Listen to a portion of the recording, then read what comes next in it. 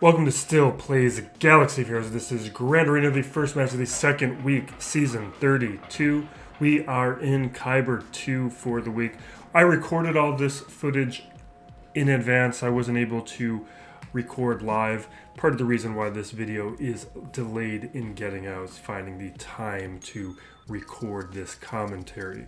Bracket here is fairly manageable. A lot of 6 GLs, but we got a 4 GL, a 3 GL player. It's not typically what I've been seeing in Kyber 2 recently. Omicron's in the 10 range, but a few players, 9 or 8, we're right in line with what we're expecting. In terms of relic depth, kind of all over the place, but somehow, surprisingly, we are not the lowest relic person, and usually that is the case. Candlin here, Vesper over on the edge, is at lower relics. And in general, pretty manageable and pretty much in line with what we usually see. In terms of depth, this Candlin guy, we probably won't be seeing him.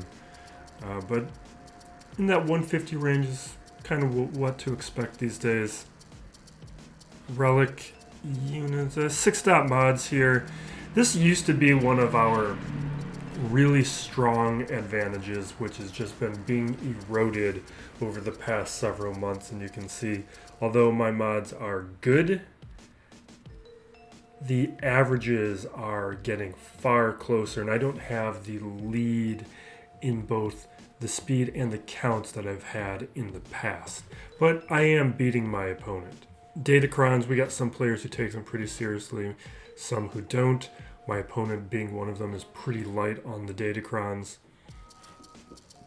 The GLs he's using are the JMK, JML, SLKR, Sith Eternal Emperor variety. It's kind of what we're seeing. Everyone has Malgus. Kind of what to expect out of Kyber 2 players. Pretty serious. Not everyone has him at relics, or just one guy doesn't have him at relics. We are looking at 3 players with the profundity, or no, probably only 2, because that's not relic 9. There's only one other guy in the bracket who has a relic 9, Raddus, so only one other profundity to expect. We've got most everyone with Idens and the Iden Ami. 2 players don't have Iden or her Omicron. Everyone but 2 players with Starkiller and Savage Omicron. I am the only player with that. I recommend it. It is effective at Gear 12. He's kind of annoying on the carbs, but he's a character I'll be taking to relics soonish. With Maul, my opponent is the only one without a relic Maul. Kind of surprising. He's got good everything else. No Echo. Interesting. You don't have to have relics on him. Just have...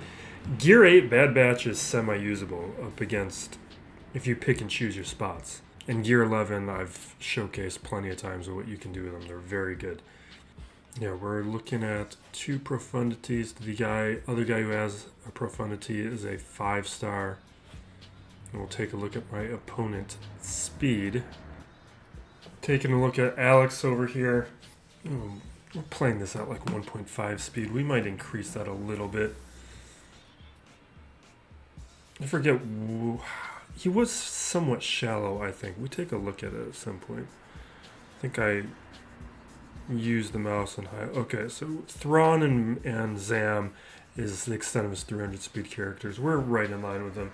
Looks like he is from Ukraine, so Slava, Ukraine. With the Hotbot here, we've got similar size guild. We're slightly larger. Undersizes and clears are low. That's a good sign. That's a serious metric for me. Relics 115 is respectable but not scary. Zetas are low for how many GLs he has. Datacrons and relics and mods we've already highlighted, so we'll move on. Here's a quick look at some of the key characters. We go back and forth on the advantages on each individual one, but overall we're looking pretty good. He attacked before me, could not get through fleet. So we know we were working with what appears to be an advantage. have a little bit of flexibility going into this match, but he had not attacked my fleet at that stage. And I think we were working with, we got about 3 hours, a little under 3 hours time left in the match. He's got JTR, Phasma, Bosk, Zam, Ami, Grievous, fairly manageable, weaker territory, plenty of room for testing this round. We got Starkiller, Malgus, Dash, and Qui-Gon. I think what do we start off here? We start off with Malgus. No sense in taking any chances here, just going with the JMK counter, which last week I just had a wonky result. And this Malgus with the Datacron did end up beating my squad. I think it's just I didn't trigger the ultimate soon enough. I need to go back and rewatch some of that stuff. We're gonna be fine this time. It was just kind of bizarre. Maybe it was mods, maybe something else. We just never... The battle went too quickly before I had a shot to... Let me switch to the large screen.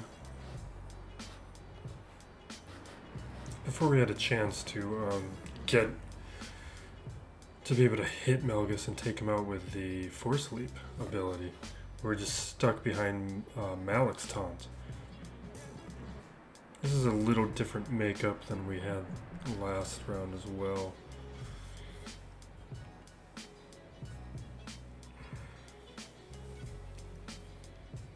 This time though, we were able to go after Malgus right away, take him out, no issues or concerns. Just fast, standard battle. Looks like I forgot that I can't call an assist on Revan, but landing a healing immunity there is in my interest regardless. Or maybe it was my intention the whole time. I feel like there's a rant I want to make. I got a rant in me today. I might give it a match or two. I watched the 2010s Ridley Scott Robin Hood the other day, and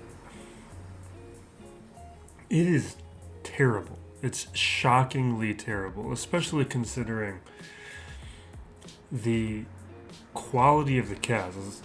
Russell Crowe when he was still Russell Crowe, Cate Blanchett, Oscar Isaac, and a ton of character actors throughout the rest of the cast. Like, it's a star-studded big budget movie, and there's no story, there's no plot, there's nothing going on. It's something where I don't remember in the 90s and before then if you had a cast with that many A-listers for the movie being that bad. I don't think movies... Like, it's a regular thing now where you'll just have these bombs of a movie that have huge names tied to them. I don't remember that being as much of an issue before. Like, I can't think of an example where I just think of a movie as unwatchable from like 2005. We're doing JML and some other stuff. We're going a little weaker, it looks, because I want to save Jedi Knight Revan going up against the Starkiller comp, and then we'll have eliminated the big names and characters at that point, and get into a testing mode for the rest of this.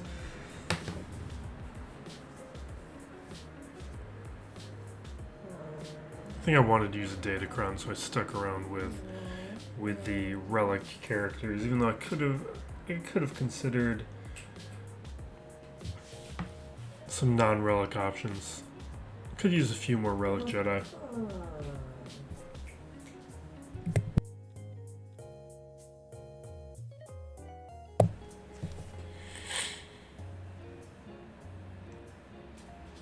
Anyway, with like some of the bombs that existed in the 90s, like some of the movies that are popularly considered bad movies, like Waterworld, infinitely better than Robin Hood.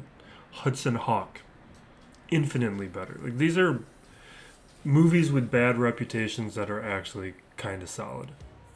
They're just, they performed poorly. Like, they're kind of, I legitimately like Waterworld, but Hudson Hawk, it's a little lame, but it's perfectly fine. Okay, this one went poorly. I don't. Those are dogs knocking things over. Hold on a second. Obviously misplayed the GML match. Starting to remember it. I don't know. I didn't even really need to do it. I also don't need to do what I'm about to do here. I just didn't have the confidence to just rely on the Datacron. This is all coming back to me. It's been a week since I did all this. This is what's nice about the revive level 9 ability on that Datacron. And it makes Vader just a good counter for the next 2 months, I guess, for these Starkiller type teams. Maybe I might want to be moving Starkiller to my own defense. I actually haven't really been using that much on offense. Something to consider, especially because CLS on defense is something that needs to be updated on mine. He shouldn't be there anymore. And I definitely shouldn't have wasted my JML, but I don't really need him. This was at a stage where I was very confident about how this was going to go.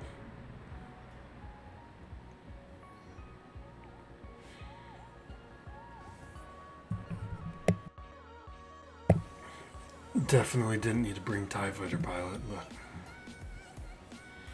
first time I do something, I'm a little bit more conservative about how I handle it. I think I go Night Sisters here. Okay, it looks like I'm doing Dash first. I just like to do Night Sisters versus whatever.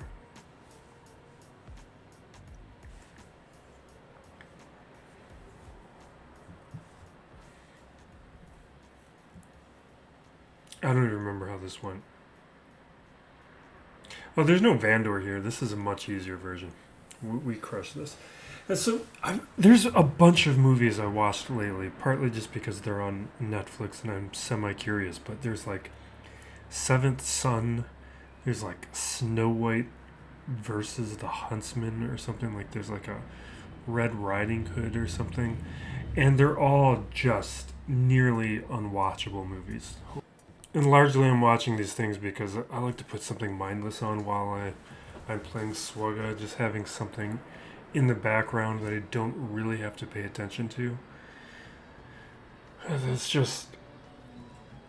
It's these generic movies that have nearly no plot, no larger concept, and it's just relying on name recognition to get through it.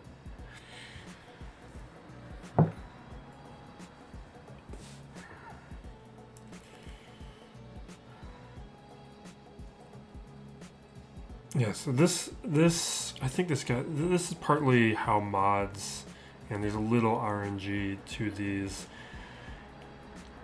We get healing immunity landing. I'm able to dispel there, so that portion's going well. This is where the Omicron would eliminate any RNG, unless I'm thinking about round 2 or round 3. Yeah, so far we're fine. You really got to burn down the clock for 3 minutes reviving.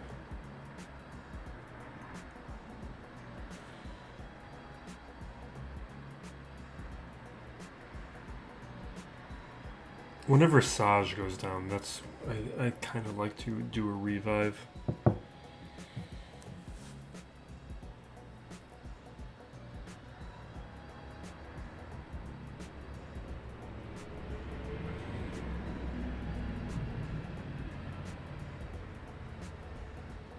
And I probably should have revived then. I definitely should have done it then. I don't know, I guess I'm fine still. See, that there was a misclick.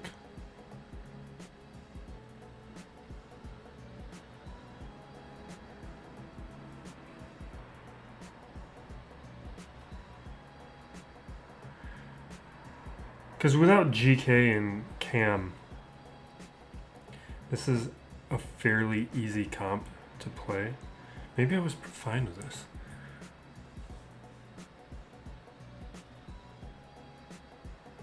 Okay, so we get healing immunity at a bad time. We do some revives.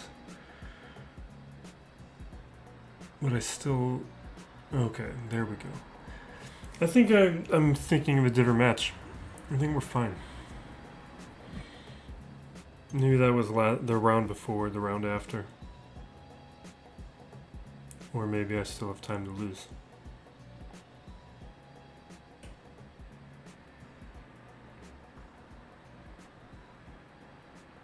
I definitely shouldn't be trying to trigger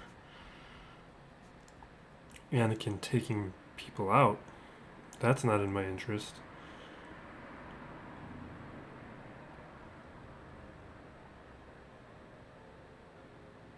Okay, now we're good. Yeah, I'm thinking of a different match. Usually I'm safe with this counter, but there's been a time or two when it's gone poorly. Or... No, it's coming back to me. We time out here. I think yeah, that's what happened. I was just messing with the auto and not the auto and being indecisive, and that cost me. That's what I did. And I had a feeling like I had done something stupid.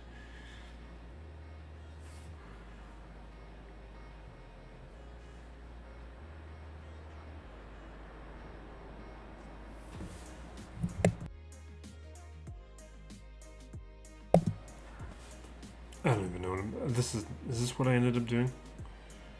I don't think I did this. I'm skipping ahead. Yeah, Ewoks. Ewoks are a great cleanup when you're just going up against nonsense. Because I don't use them for anything anymore. Good amount of control abilities and debuffs. With the healing and the revives, it's very forgiving. Great. Especially on those lower tier characters. There's certain characters you can't use them up against, but those weaker ones, great cleanup option. Now we've got Iden, Maul, and Mon Mothma. Pretty easy back wall. This is a nice, strong Iden team for me to use Raddus on and showcase some options. I use R2 here. That might be the last time I do R2. It's just I don't have a full squad of Relic Rogue One, so I throw in another Rebel character in order to be able to use a Datacron and use R2 because of the shared stats, but I could have used anybody. This is an ideal scenario going after Jin because they can't take out Jin while Raddus is alive. And with debuffs on the field, I use the mass assist ability.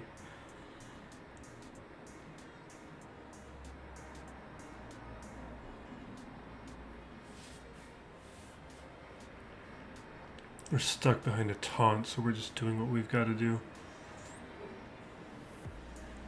And I think I went with the Datacron that increases the crit damage the more, if I'm doing 4 more crits on a turn. So with those AoE abilities, I have a shot at getting those crits. That was awesome. And this is without the Omicron on Raddus. Just a very strong counter. To the level where I'm not certain if I'm going to add the Omicron. I'm at least in no rush to do it.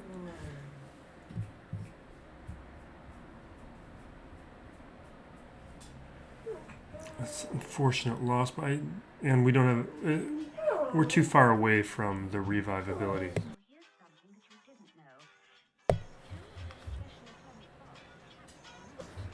And from here, pay attention to my opponent's banners, because there's going to be a shift at some point. Right now, he's at 1528. I'm still of the attitude that I'm going to get a full clear, and I have plenty of opportunities to test and do whatever I want to do.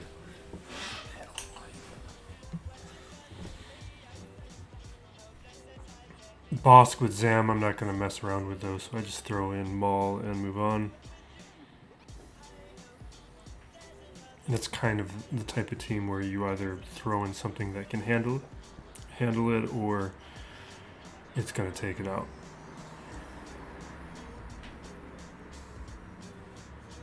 I'll be landing plenty of debuffs, so that Datacron will help a little bit. Not needed though, especially because there's a lot of Gear 12 characters. It's just doing it to do it more than anything.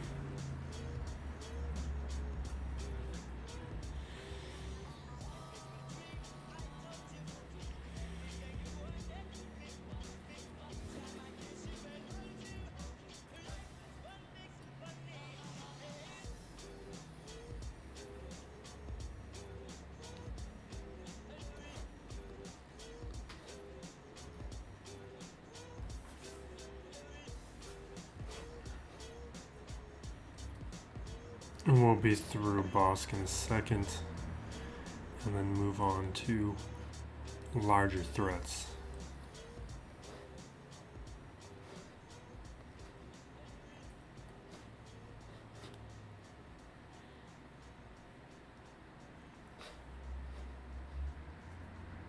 Now with Grievous here, what do I end up doing? Yeah, Gear 11 Bad Batch, this... I don't have as many opportunities to do anymore, but this is always just a nice feel-good counter.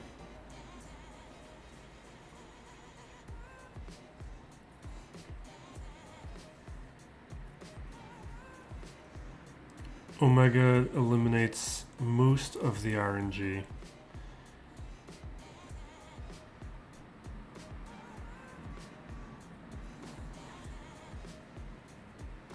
But it really comes down to one move. I don't even know. I don't remember if I won this one or not. Yeah, we don't win this one. It's if too many droids die at the same time and you get hit by several metalloid monstrosities before you have a chance to heal up is when you lose it. I'm hoping I can take out Newt, and I don't get the shot. Happy to clean that up, though.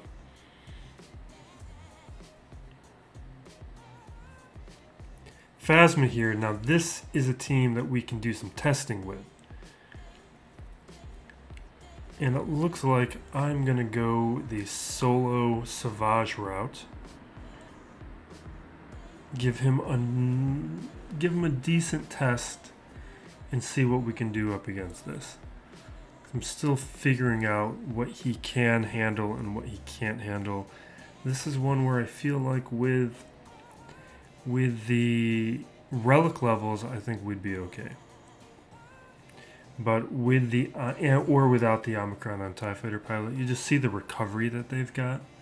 That I'm never able to outdo the damage or outdo the recovery from when they get, however it works, when they get advantage.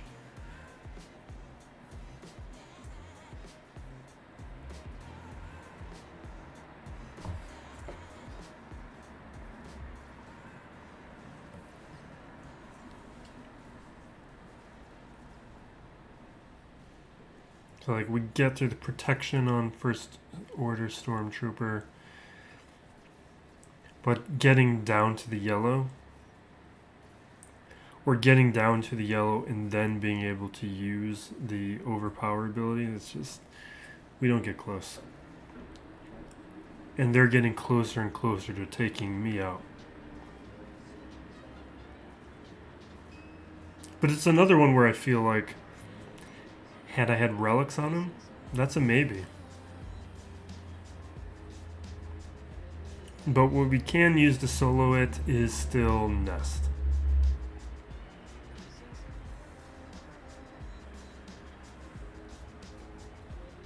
And it's partly because with Nest we have the option to ignore taunt.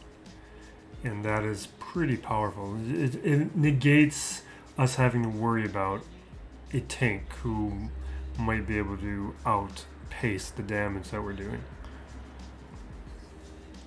And instead I can focus on the characters who are causing the problems, either with Phasma throwing advantage out and having that synergy, or First Order Officer and swapping turns, or the Omicron itself on the TIE Pilot.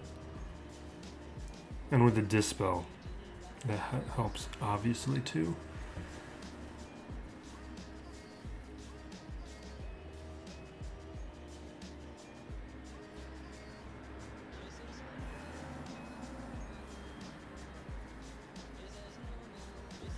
I think this is still a Relic 5 Nest.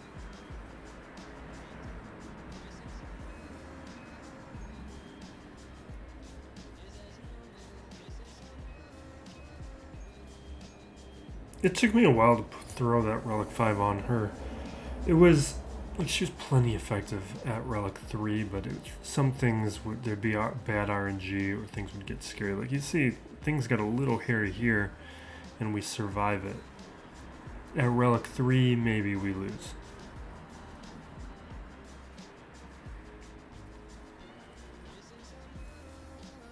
And here's our opportunity. Maybe not quite. We're getting closer and closer. Right here should be the win. Oh my god.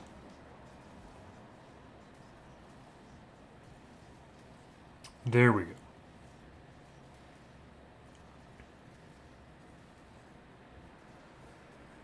And once TIE Pilot's out, it falls apart.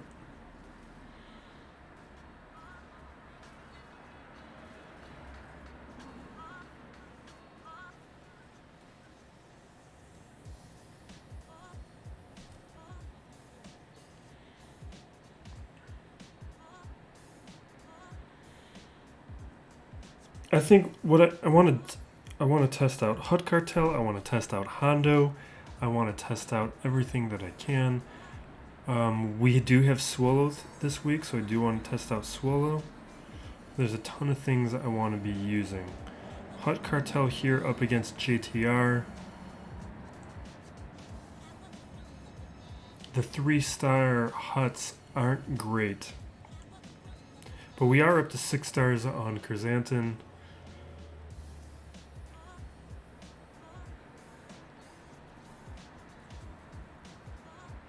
I'm not sure at what pace I'm going to take him up to relics. We're going for Jabba, but it's going to be a while before I have higher stars on Bosch and on Lando, so I might take my time with some of them.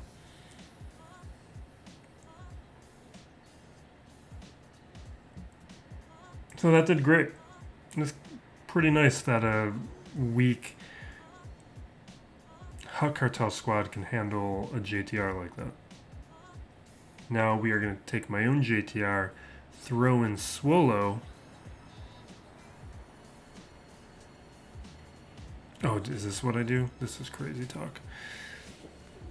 So I think what I was thinking at the time was I was feeling confident that they would probably have a good shot up against Maul, and I didn't want to give them something too easy. So instead, I'm giving them something way too hard in Mon Mothma, who really you need certain kinds of mechanics to even challenge. I'm hoping that surrounding them with a bunch of taunting tanks is going to give me a chance. And it kind of partially works since they can't take out SWOLO, which is the nice part of the mechanics here, and they're just getting into this loop and going after him. kind of functionally works. The problem is the AoE abilities. After the other characters go down, the AoE abilities are slowly chipping away at Rey, and I never get a shot. But it is somewhat nice that it lasted as long as it did. You kind of get an idea of how things work, but it's not. It probably would have been better off to test them up against a different squad. It's just Maul lead is. I just didn't really feel like that was a worthy test.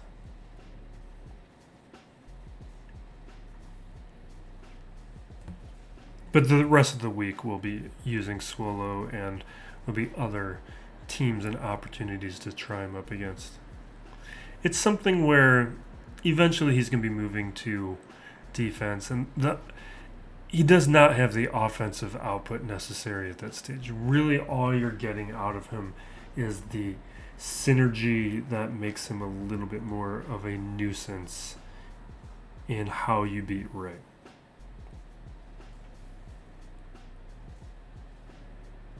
You're more taking advantage of opponents who are going to be a little less familiar with the mechanics.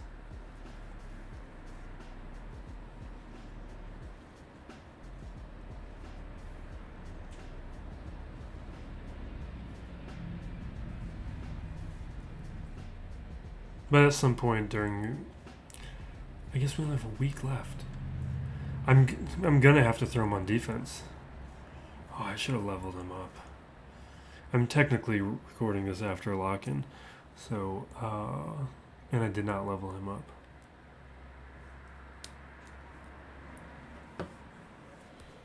Should have. All right, I'm looking. I think I went through most of the things to test. Because the BT1 and 000 weren't released until after the start of this week of Grand Arena. But we do get to try out Hondo a little bit. I throw captive over on Sidious. I still don't have a great grasp of Hondo yet. And this is my first time using him in Grand Arena.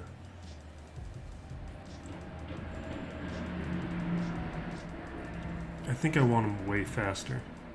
Because we're not getting the stacks of whatever that thing that stacks is called. I think we want those stacks way faster.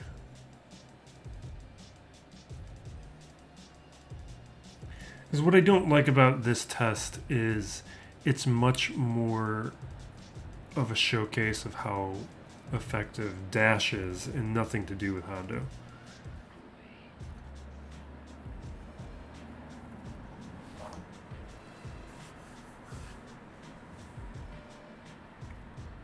It's good for that, though.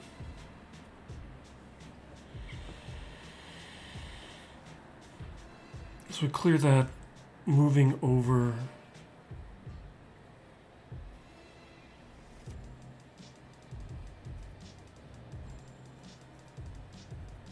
I'm done goofing off, it looks like.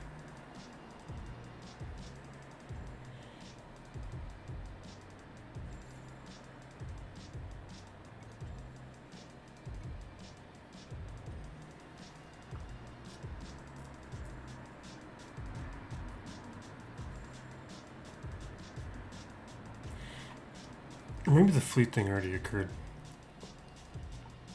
Did he already do it?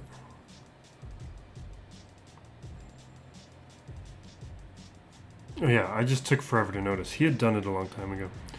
So at the beginning of the match, we were at, he had all three fleets to go. But he returned in the middle of things to do some fleet battles, which I was not expecting, and was part of the reason I went fast and loose. I am still okay, because all I need to do is clear fleet. So we do Executor. He's not going to full clear me. He doesn't have a solution for my profundity.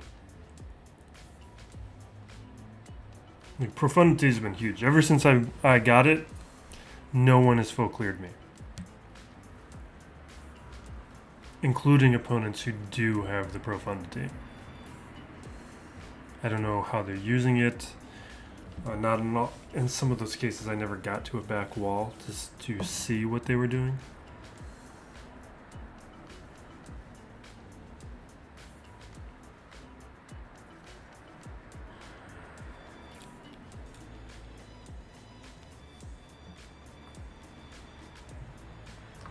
This is just standard stuff.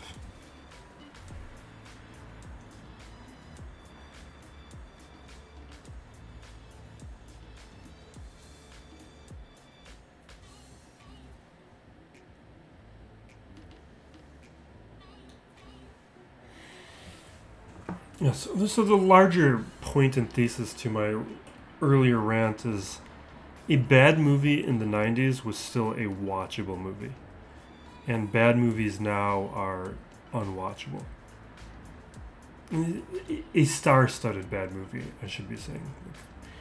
Like they're no longer a metric. You can't rely on a cast for being a minimum baseline of watchability. Like you now have star-studded cast doing straight-to-video quality like movie levels. And the Netflix effect of that is very... So right here, this is where I lose the match. I'm trying to decide where do I use the Malevolence. And I'm looking between, do I want to use the Malevolence on the Finalizer, or do I want to use the Malevolence on Tarkin? And looking at the Tarkin, he has a very soft TIE interceptor. So I think, okay, I'm going to try the RavensClaw. But the problem is, I have successfully picked apart the Finalizer with multiple fleets. That has been well tested. I go in here and assume I can pick this thing apart. What this really showcases to me is the RavensClaw is nowhere close to a functional fleet. Now there's also, I might just be completely using it incorrectly. But there's a number of problems with it. It's vulnerable to the daze, as you can see. It's way too easy to take out bigs. It falls apart very quickly. And once it falls apart, you can't really recover.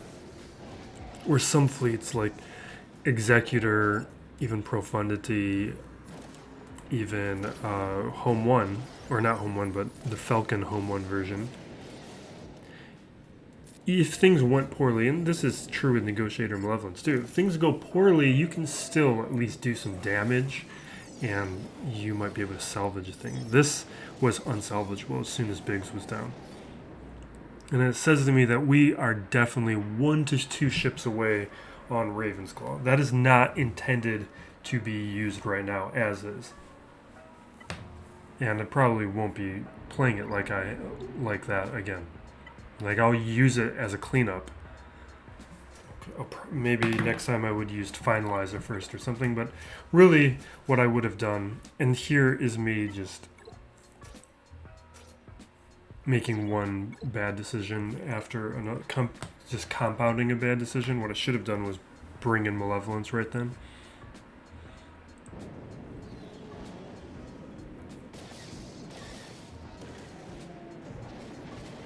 Because I don't have GL Ray. My resistance fleet is not that good.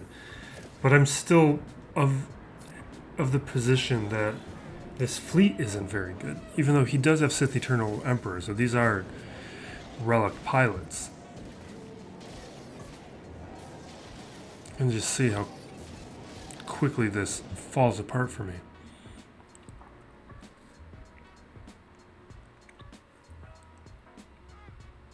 So I'm going to use Malevolence up against Finalizer now. I'm going to have to. But I think I could have played it differently, picked apart Finalizer, used Malevolence up against Tarkin there.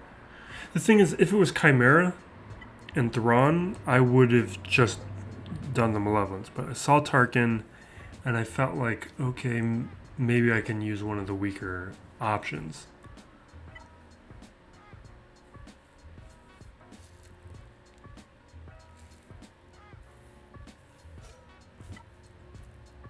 Because it doesn't have like the recovery that Chimera has. The ultimate takes a little bit longer than what it takes for the Chimera.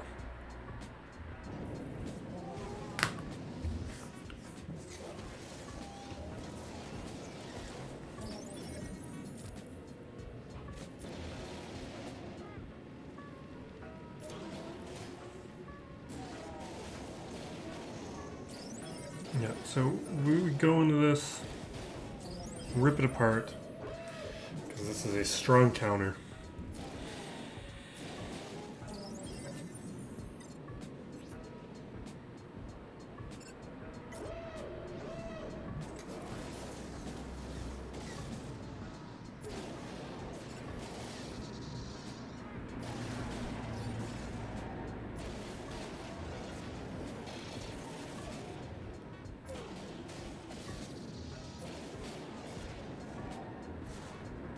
There we go.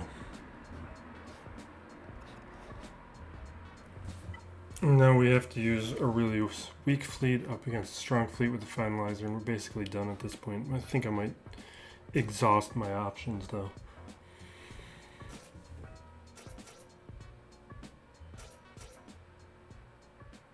But it's already been lost.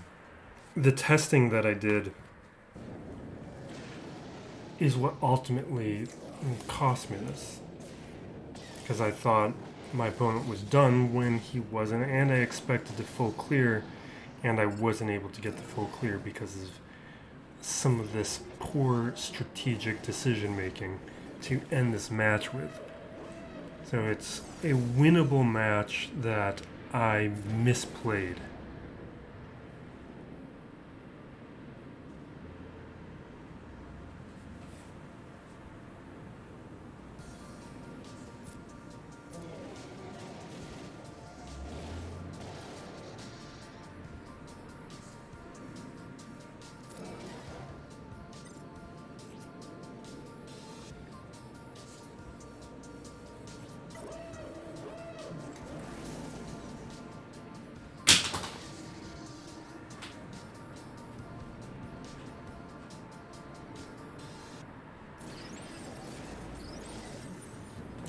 It's just, there's nothing here.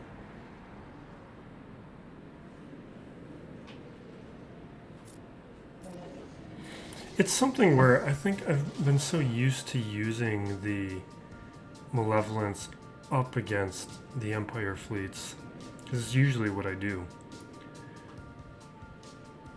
But I think that's insulated me to a certain extent from being familiar with how this fleet functions when it functions well. Or maybe it's the Sith Bomber is doing way more than I expect, because usually the Sith Bomber to me is like negligible, it doesn't do anything. But I failed to take out even a single ship in this lineup. It's just every single thing I throw at it is not even close.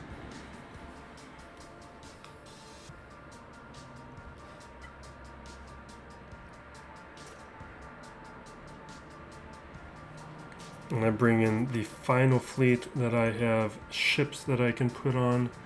My Sith ships. Not even a full Sith fleet, just more like Sith and remnants.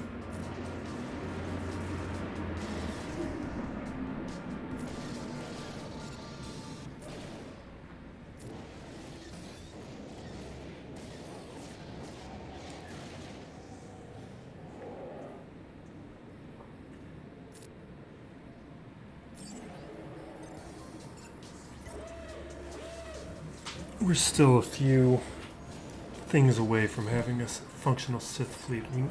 But I think it's going to happen. Like there's I talked about this in a quarterly speculation video, but there's a Sith interceptor Lego with Malgus as a pilot. We could be getting something like that along with a capital ship. They might do it piecemeal where that'll be the start and incrementally make it functional from there. Maybe like I suspect with what's going on with the RavensClaw. But we will wrap it up there. The other videos are ready to go. I didn't need to re-record audio for them. So we will just do maybe one a day, and then in between those we'll have some other videos coming out over the coming week and get caught up. And I'll start putting out this coming week's videos of Grand Arena after these videos get put out over the course of the next 2 or 3 days. But thank you for watching. Be safe out there, everyone. Be excellent to each other. This is still Plays Galaxy of Heroes.